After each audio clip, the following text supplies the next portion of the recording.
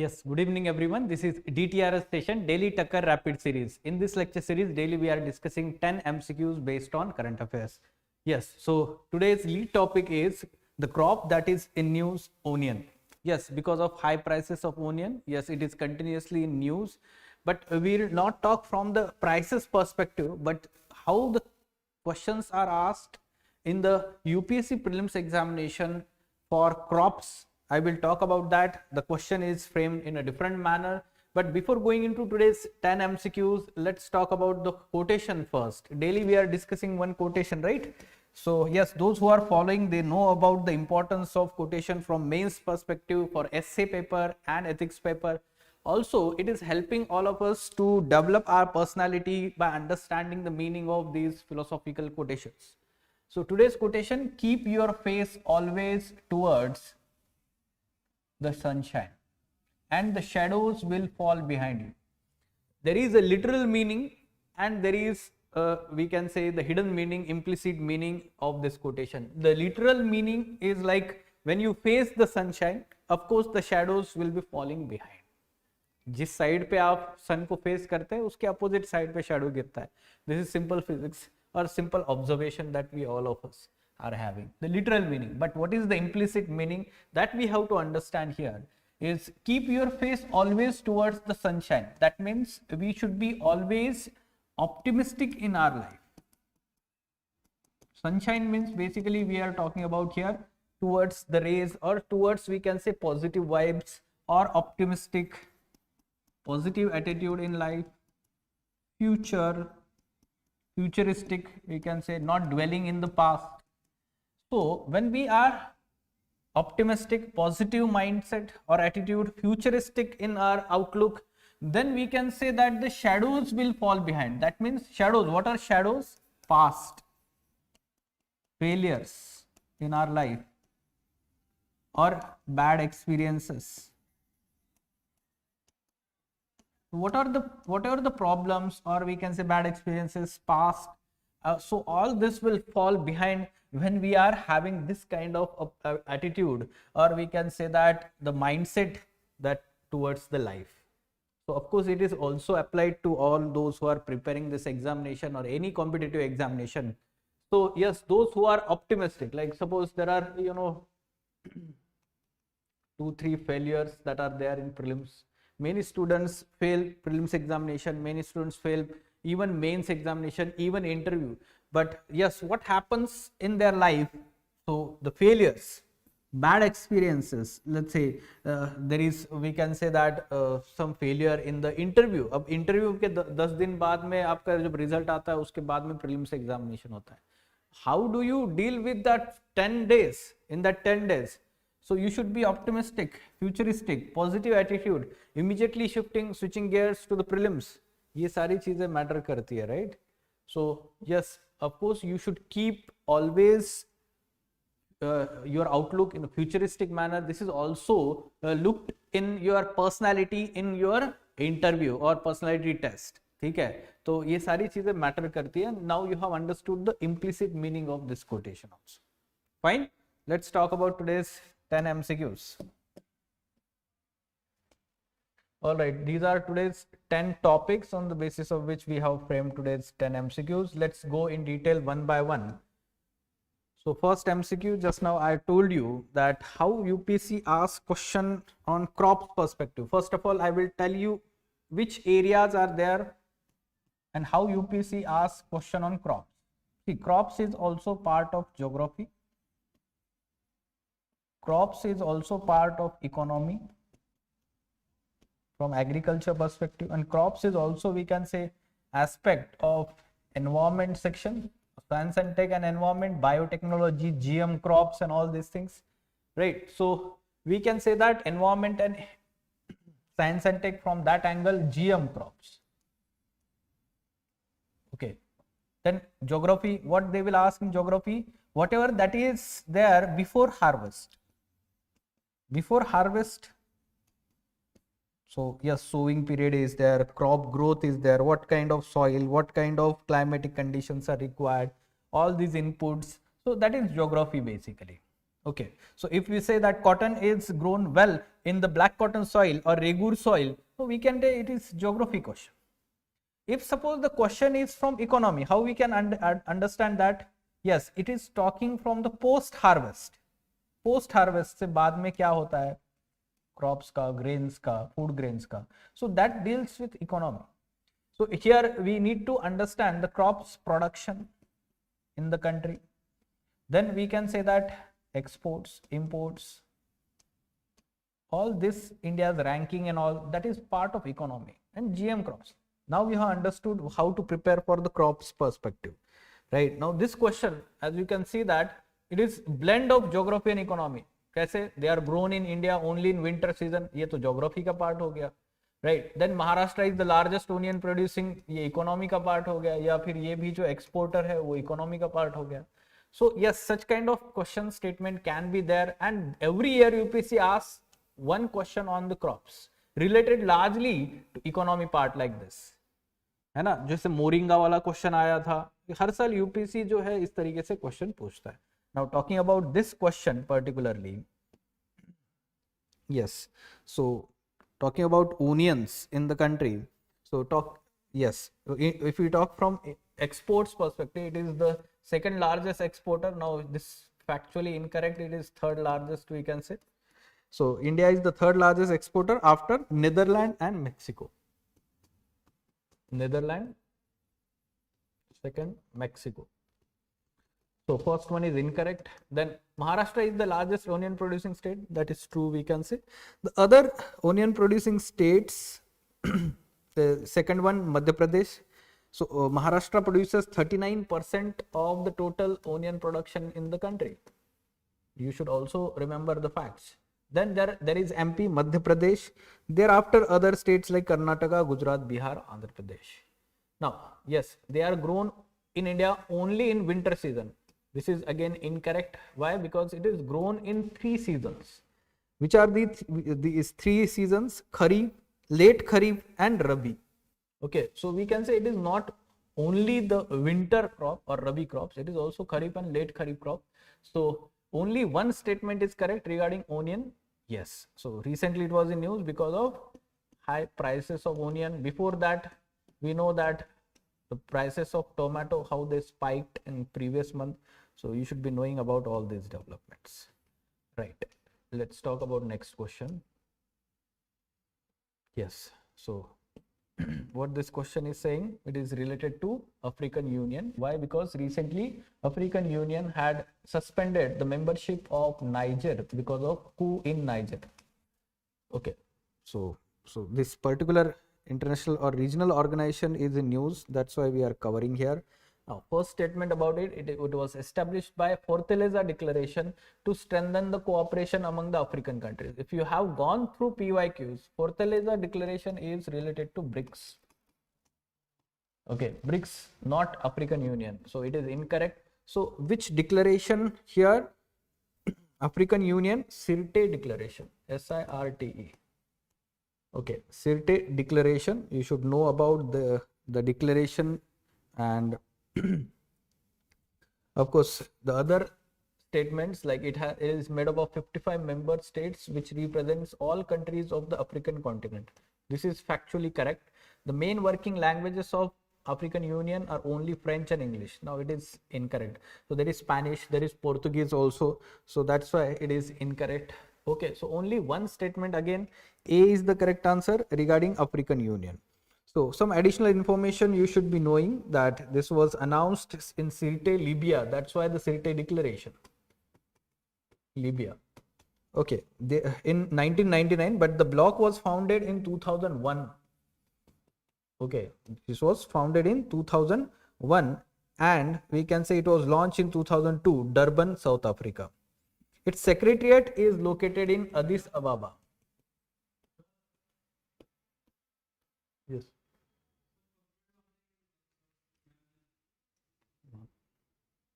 Okay, so Addis Ababa, Ethiopia.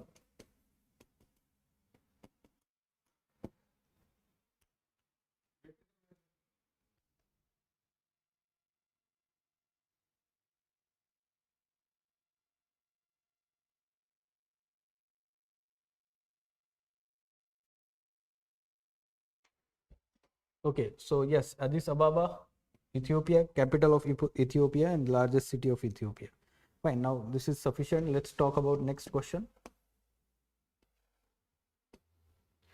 Right, Defense Acquisition Council.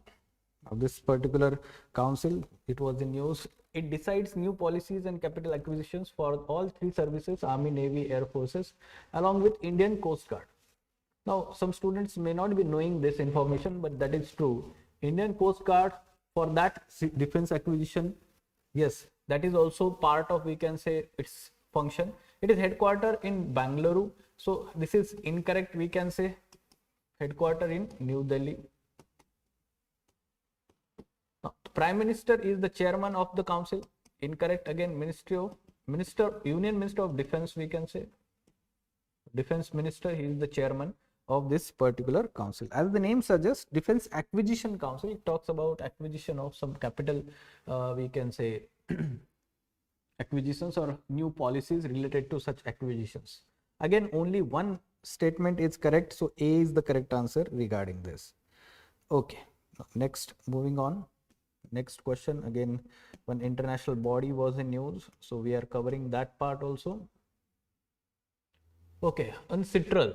Okay, so this United Nations body, United Nations Commission on International Trade Law. Okay, so yes, it has universal membership of all United Nations members. So now this is factually incorrect. You should know that originally it was composed of 29 states, but over the period of time, its membership got expanded. Latest one membership is 70 states. India is the founding member. This is true, we can say. First one is incorrect, and that's why answer is B here. Okay, this particular body was formed in 1966 by UNGA, and yes, it is the core legal body of United Nations system in the field of international trade law. Fine. It is headquartered in Vienna, Austria. And the uniqueness of its annual summit is it takes place alternatively, 1 year in Vienna, other New York, USA. Fine. So B is the correct answer. Let's talk about next.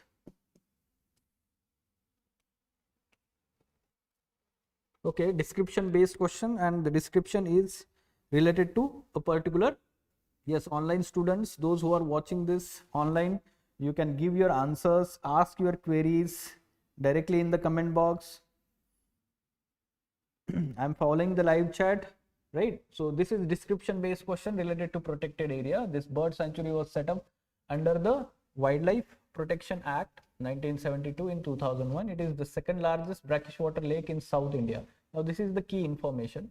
It is connected to Bay of Bengal through Upakkalli Creek and we can say that Eden Thittu sanctuary. Which of the following bird sanctuary is being described in the above paragraph? A very difficult one. Factually, we can say very specific. Only this particular aspect can be remembered. So yes, those students, if it is suppose they ask in the question with such specific information, you should skip it. Although the answer here is Kalivali Bird Sanctuary.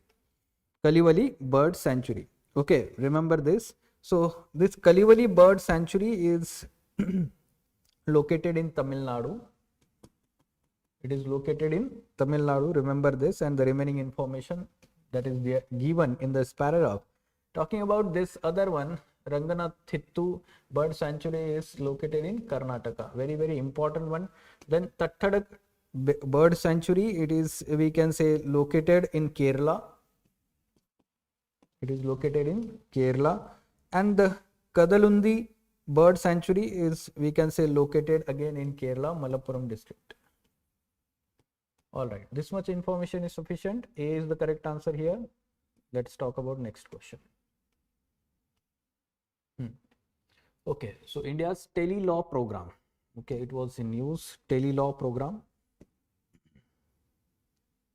Right, so what it is talking, the question statements. Yes, it is launched by Ministry of Law and Justice. Right, so first statement is correct. This was launched by Ministry of Law and Justice in 2017. Okay, so you should remember the year also. In 2017, this was launched. Ministry of Law and Justice. Now, second statement, it only deals with the cases regarding land and domestic violence in rural areas. So again, only is there, so we can say that it is incorrect. Yes, the service can be obtained through Telelaw mobile app, and the legal advice is made available to everyone under Telelaw service. Okay, so everyone, you should know that legal matters such as, we can say, services like dowry or family dispute, divorce, or protection for domestic violence, sexual harassment, sexual abuse, we can say it is incorrect. आप इससे भी identify कर सकते हैं. It is available through common service centers which are located in rural areas, remote areas across the India. So yes, this is correct statement, we can say. So common service centers, they are the area, we can say, locations within the rural areas, remote areas, where we can access the online services. Okay, so online services or tele services. So it is important infrastructure, digital infrastructure, we can say. So pardon me, B is the correct answer here. Okay, B is the correct answer. Fine. Okay, let's talk about next question. Now, somatic genetic variants. There was this question, article in the Hindu newspaper today. So we have framed this MCQ on somatic genetic variants or variations. So what the first statement is saying, somatic genetic variants are important for physiological processes in human beings. This is true. How? All these variants basically leads to protein secretions within the body, and these proteins are very important for different functions of different organs. We can say correct. Somatic genetic variants play important role in development of cancer cells in the body. That is true. We can say that the somatic genetic play important role in development of cancers, and somatic changes can cause cancers to develop, and cancers can accelerate development of somatic changes. So there is two-way relations. There is two-way relations. Now, many genetic disorders found in the children because of parents having somatic. You should know that parent to child somatic से नहीं जाता है,